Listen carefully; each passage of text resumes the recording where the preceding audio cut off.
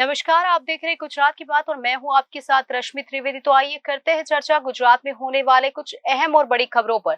सबसे पहले बात करेंगे लोकसभा चुनाव को लेकर। गुजरात कांग्रेस ने वरिष्ठ नेताओं से जिलेवार जिम्मेदारी तय की, 15 अक्टूबर तक रिपोर्ट देने को कहा है। वहीं दूसरी ओर बात करेंगे पीएम नरेंद्र मोदी 5206 करोड़ रुपए की विकास परियोजनाओं का उद्घाटन करने के लिए वो आएंगे 27 सितंबर को छोटा उदयपुर में। वहीं आगे चर्चा करेंगे राजस्थान के सिरोह से 3 करोड़ से ज्यादा कैश के साथ पाटन के 2 आरोपी गिरफ्तार हुए हैं। वहीं गुजरात की बात में आगे चर्चा होगी दुष्कर्म और उत्पीड़न के मामले पर घिरी Gujarat national law university Gujarat HC ने लिया है स्वतः संज्ञान। वहीं दूसरी ओर बात करेंगे ट्रेन फुल होने की वजह से फ्लाइट की डिमांड बढ़ी। दिवाली वीकेंड पर उड़ान का किराया 5000 से 8000 रुपए हुआ।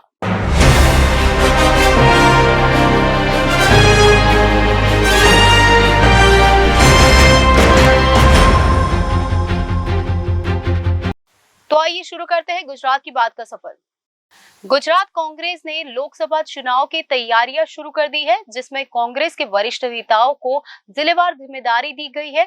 उन्हें अपने निर्धारित जिले का दौरा कर क्षेत्रीय अध्यक्ष को रिपोर्ट सौंपने का निर्देश दिया गया है। लोकसभा चुनाव में अब कुछ ही महीने बचे हुए, ऐसे में गुजरात कांग्रेस ने अपनी तैयारियां शुरू कर दी है। गुजरात कांग्रेस प्रभारी मुकुल वासनिक के रविवार को गुजरात दौरे पर प्रदेश कार्यालय में वरिष्ठ नेताओं के साथ बैठक के बाद 8 नेताओं को लोकसभा में कांग्रेस की स्थिति और संगठन पर रिपोर्ट तैयार करने की जिम्मेदारी सौंपी गई है।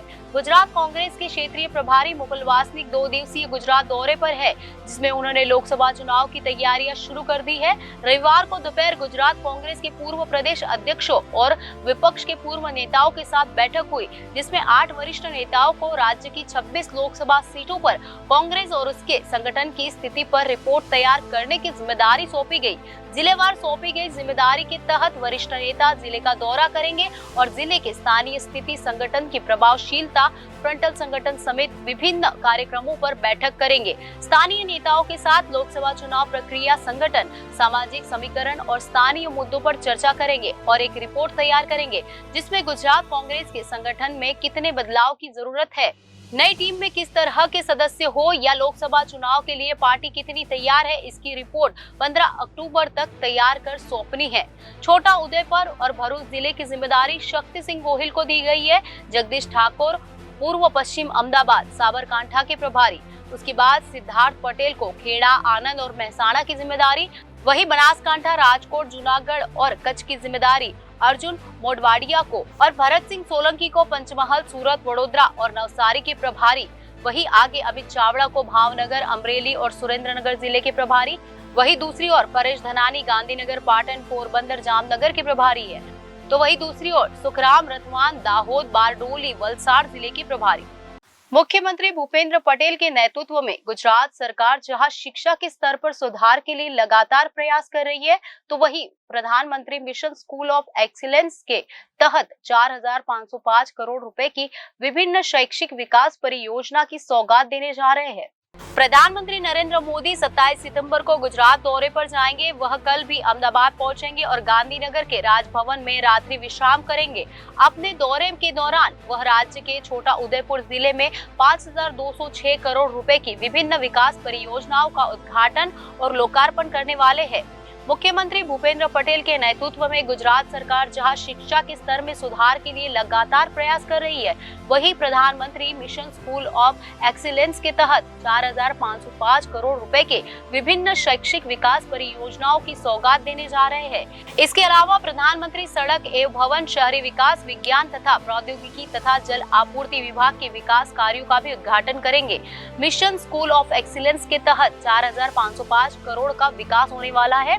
प्रधानमंत्री मिशन स्कूल ऑफ एक्सीलेंस परियोजना के तहत 4505 करोड़ रुपए के विकास कार्यों का उद्घाटन और लोकार्पण करेंगे। इस योजना के तहत 1426 करोड़ के कार्यों का शुभारंभ किया जाएगा और 3089 करोड़ के कार्य पूरे किए जाएंगे, जिसमें 9088 नए classroom, 50,300 smart classroom, 19,600 computer lab, 12,622 classroom का उन्नयन और अन्य शिक्षण सुविधाएं शामिल है। 7,500 गाँव में 20 लाख लाभार्थियों के लिए ग्राम वाईफाई प्रधानमंत्री, 22 जिलों के 7500 गाँव में 20 लाख लाभार्थियों के लिए ग्राम वाईफाई सुविधा का शुभारंभ करेंगे। इस पर 60 करोड़ रुपए खर्च किए गए हैं। इसके अलावा 277 करोड़ रुपए की लागत से सड़क और भवन विभाग, 251 करोड़ की लागत से शहरी विकास विभाग और 80 करोड़ की लागत से जल आपूर्ति विभाग का शुभारंभ और उद्घाटन किया जाएगा। दाहोद में 23 करोड़ की लागत से एक नवोदय विद्यालय और 10 करोड़ की लागत से एक FM रेडियो स्टूडियो भी लॉन्च किया जाएगा।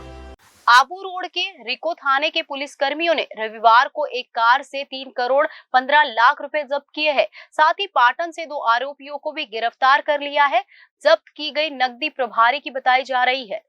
राजस्थान के सिरोही जिले के आबू रोड पर कार से 3 करोड़ 15 लाख कैश मिले। कार से 2 आरोपियों को भी गिरफ्तार किया गया है। पता चला है कि आरोपी पाटन जिले का रहने वाला है।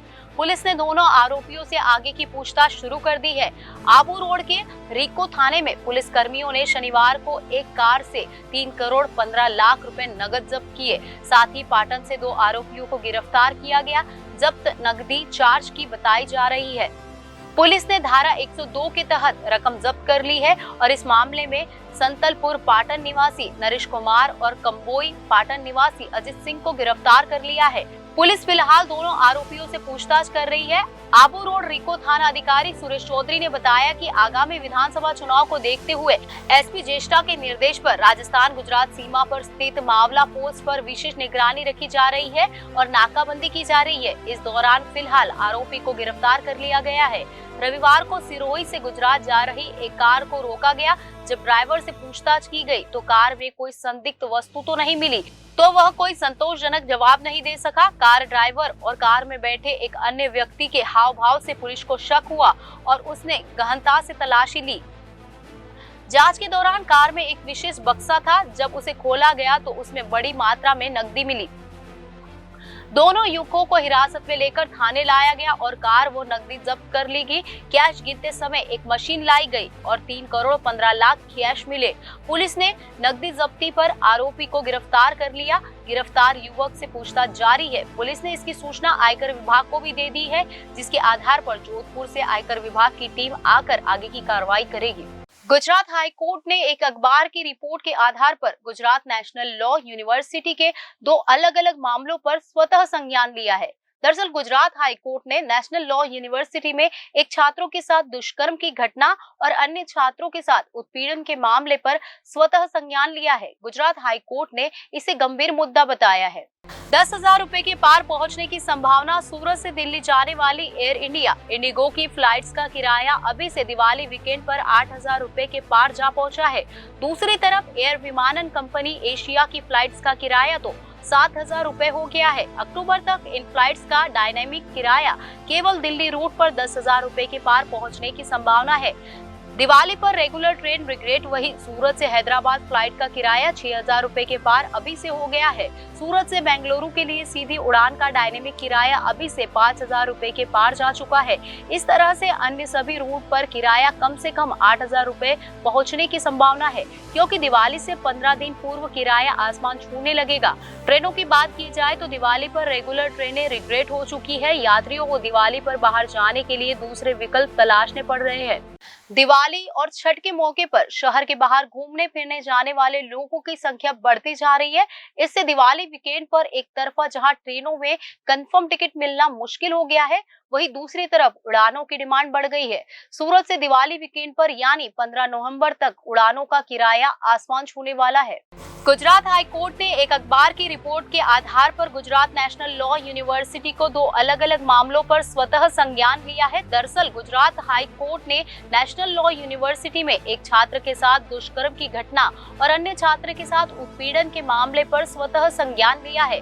जस्टिस AS सुपैया और MR मेंगड़े की खंडपीठ ने अखबार की रिपोर्ट का जिक्र करते हुए इसे गंभीर मुद्दा बताया। उन्होंने कहा कि छात्रों के मनोवैज्ञानिक और शारीरिक स्वास्थ्य पर इसका सीधा प्रभाव पड़ता है।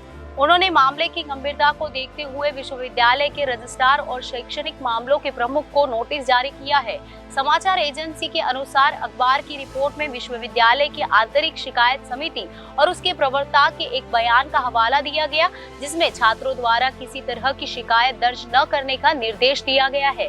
हालांकि अदालत ने विश्वविद्यालय को छात्रों की पहचान करने और पूरी गोपनीयता बनाए रखते हुए उनके बयान दर्ज करने का निर्देश दिया है। कोर्ट ने आदेश में कहा कि मामले की अगली सुनवाई पर अदालत के समक्ष रिपोर्ट को पेश किया जाए। साथ ही समिति के सदस्यों का नाम भी अदालत में पेश करने का निर्देश दिया गया है। इसके अलावा कोर्ट ने यूनिवर्सिटी को छात्र के साथ होने वाले उत्पीड़न या रैगिंग से निपटने के लिए प्रक्रिया या नियमों के बारे में भी अवगत कराने को कहा है। अदालत ने कहा कि इन मामलों के बारे में 22 सितंबर को अखबार में एक रिपोर्ट छपी थी जो छात्र छात्राओं की परेशानी से संबंधित थी। उन्होंने कहा कि पुरुष छात्र एक समलैंगिक था जिस वजह से उसका उत्पीड़न किया गया, जबकि दूसरे मामले में छात्र ने अपने एक साथी पर दुष्कर्म का आरोप लगाया। कोर्ट ने कहा कि रिपोर्ट में आईसीसी का भी जिक्र है और यूनिवर्सिटी प्रवक्ता द्वारा छात्रों से शिकायत न दर्ज कराने का निर्देश दिया गया। गुजरात हाई कोर्ट ने कहा कि 22 सितंबर को अखबार में छपी रिपोर्ट के आधार पर हम इस मामले में स्वतः संज्ञान लेते हैं और इसकी गंभीरता को देखते हुए यूनिवर्सिटी से रिपोर्ट की मांग करते हैं। तो गुजरात की बात में आज बस इतना ही। आने वाली सभी खबरों को जानने के लिए आप जुड़े रहिए जनादेश न्यूज के साथ।